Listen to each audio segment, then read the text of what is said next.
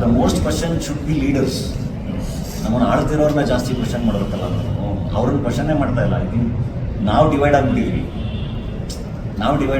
ಅಂದರೆ ಹೆಂಗೆ ಅಂದರೆ ಇವರು ನಾನು ಇವ್ರ ಕಡೆ, ನಾವು ಇವ್ರ ಕಡೆ ಅಂತ. The most question should be leaders.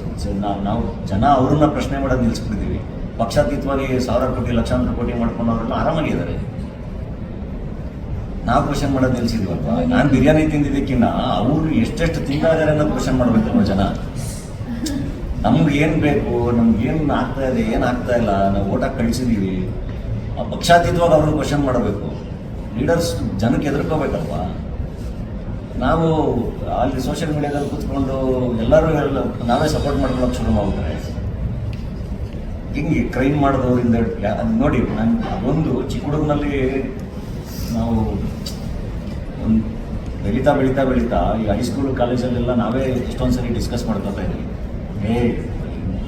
ಸ್ಕೂಲಲ್ಲಂತೂ ನಮಗೇನು ಅದ್ರ ಬಗ್ಗೆ ಎಲ್ಲ ಗೊತ್ತಾ, ಭಾಳ ಇನ್ನೋಸೆಂಟ್ ಅಲ್ವ ಮಕ್ಕಳೆಲ್ಲ. ಈ ಕಾಸ್ಟ್ ಮೋಸ್ಟ್ಲಿ ನಾವೆಲ್ಲ ಬೆಳೆದಿರೋ ಟೈಮ್ಗೆ ಇರೋದೇ ಇಲ್ಲ, ಯಾವ ವಿಷಯಗಳೇ ಬರೋಲ್ಲ ಡಿಸ್ಕಷನ್ಗೆ.